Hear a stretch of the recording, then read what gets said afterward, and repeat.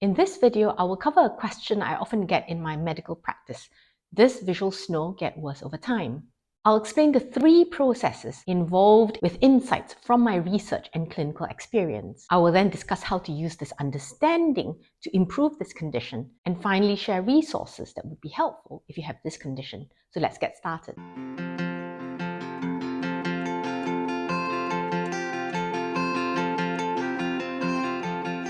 Why does the brain get more sensitive to visual symptoms in visual snow syndrome?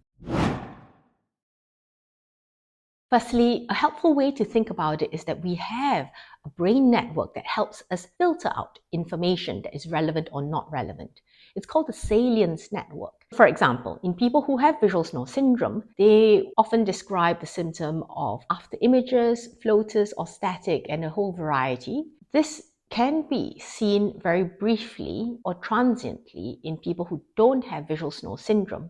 But in visual snow syndrome, this filtering network seems to have been affected, and the brain starts to find it difficult to filter out these visual information coming in. So with this increased sensitivity or heightened awareness of the visual symptoms, there is more difficulty to filter it out. Let me share a little example just to illustrate about this filtering network, the Salience Network.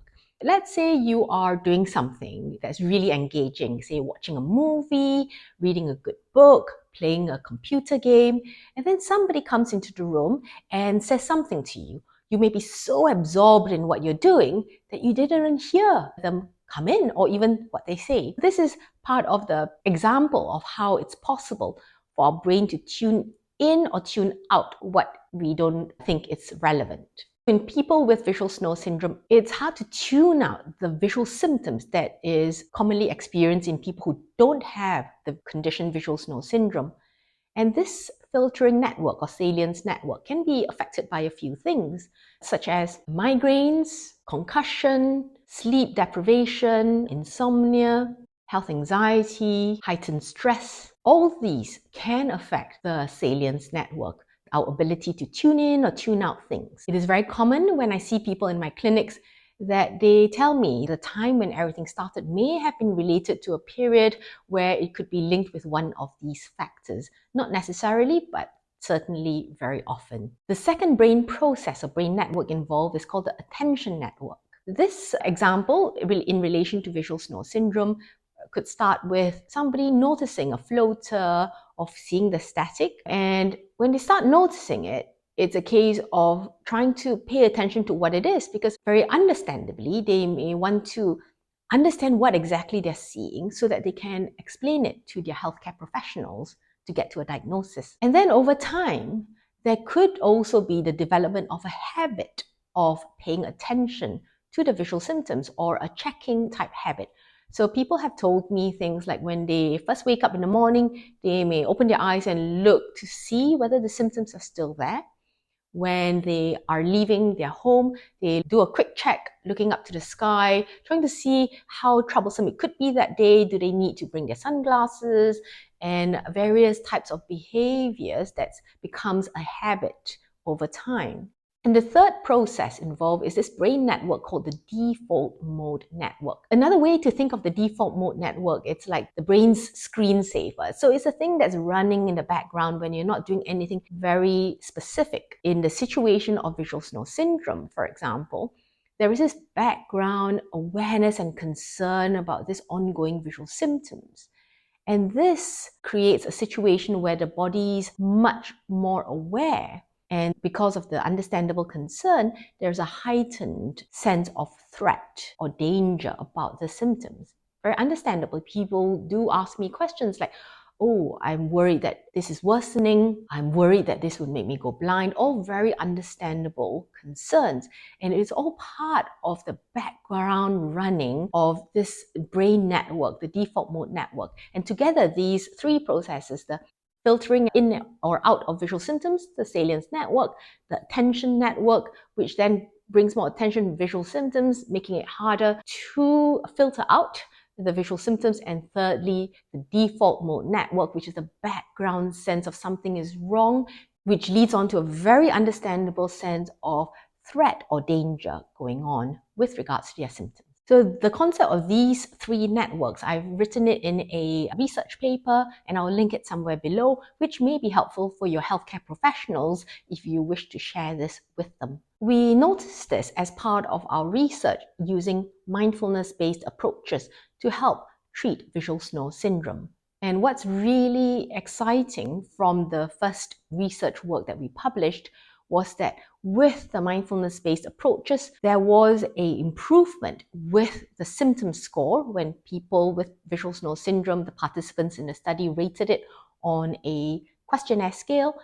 And even more exciting was that for the people who did a research MRI called the functional MRI, looking at the brain connections, the really heightened activity related to vision had calmed down and changed, linked with the improvement with their visual symptoms. This really confirms that using this kind of approaches allows a change in our brain or neuroplasticity. Part of the research work we are doing also includes building this filtering system, the ability to tune things in, tune things out, and also the ability to create more choice with how the attention goes to the visual symptoms, or the attention allowing the visual symptoms to fade away. These may not be very conscious choices. So it's not a case of telling the person in my clinic room to say, oh, just ignore it. I don't think that is helpful at all, because sometimes trying to push away a symptom inadvertently does the opposite. It brings attention to it. Let me share an example of a story that may be helpful to understand this concept. So this example is of you meeting a friend to catch up over lunch. You both go to a cafe and it's really very busy.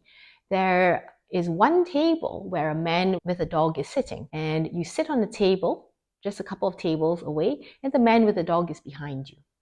Let's imagine in scenario number 1, you have a phobia of dogs. So as you're sitting there trying to talk to your friend, you're trying to push that awareness of that man and the dog over there. Very difficult. Second example, you are meeting with your friend to catch up over lunch, go to a busy cafe, man with a dog, and you sit with your friend to catch up. The man with the dog is behind you, and in the second scenario, you're not bothered about this dog, you don't love it, you don't fear it, you don't feel anything specifically strongly about it. So you catch up with your friend. As you both leave after a really, really good catch up, as you both leave, your friend looks around you and goes, oh, looks like most people have left. And that's when you notice the man with the dog has already gone. Your brain is not giving any significance to the man and dog, and therefore it allows that to fade away. So that is kind of the concept about the filtering network, but also the concept about attention, where sometimes you can't deliberately push it away. You just need to do a different type of training to tell your brain and body that, whatever it is that was being feared is not actually important. There is no threat here, and it allows the brain to let that information fade away. So by building the Salience Network, the filtering network, for example, through lifestyle-based interventions such as sleep, physical activity, nutrition, stress management, and also managing any factors that could be affecting this. For example, if somebody has got severe migraines, how do we get this under control to be able to help with this filtering network? For the attention system, there are other strategies that could come in with the training, such as using mindfulness-based attention training. There are approaches that allows the person to make a choice with how they shift with their attention, or being aware of what they are noticing and deciding whether they stick with the attention that way or not. All this does come with some training, and part of the process of the treatment as well is to be able to support the person going through the process to know that there is actually no danger here. There is no risk of blindness, no blindness with visual snow syndrome, and this is something that can get better. So when visual snow gets worse over time, it's likely linked with these three networks: the filtering process, the attention process, and the background concern about what's going on. It's really important for me to acknowledge that there is a variety of experiences. People do get fluctuation of symptoms depending on various factors. So having the tools to be able to manage the ups and downs are also very important. There could be times when things would fluctuate, where things could be more severe if somebody is going through a particularly stressful period affecting their filtering network, and then that could settle also with the strategies that I share. There is a video that I went into greater detail about what is visual snow syndrome and the symptoms associated with it, so I won't cover into detail here. And I have another video about how to test for visual snow syndrome. I hope this answers your question. Does visual snow get worse over time? And answer, yes, in some cases. And there are also ways to get better from this, from the understanding of how it gets worse. I'll link somewhere around this video a list of resources and YouTube playlist to help support people with visual snow syndrome to recover.